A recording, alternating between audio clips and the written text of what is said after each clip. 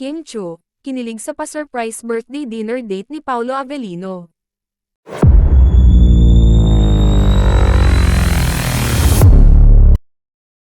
Nasa Siargao na ngayon ang actress TV host na si Kim Chiu para sa second wedding ng kanyang malapit na kaibigan na si Angelica Panganiban na magaganap sa darating na Sabado, April 20, 2024.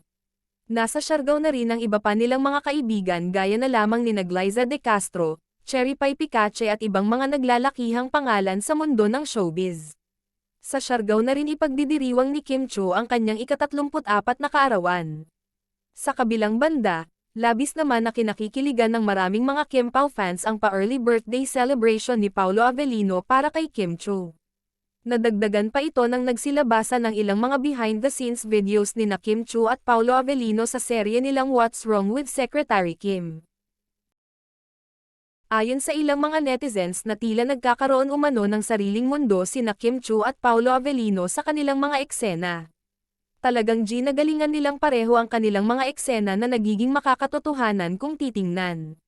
Samantala, ayon naman sa ilang mga netizens na talagang siniseryoso na umano ni Paolo Avellino ang kanyang panunuyo kay Kim Chiu lalo na ngayon tila may karibal na ito sa katauhan ni Oliver Moeller. Matatandaan na marami sa mga netizens ang naghinalang may balak si Oliver Moeller na ligawan si Kim Chiu kung pagbabasehan ang mga naging sagot nito sa panayam kamakailan sa kanya.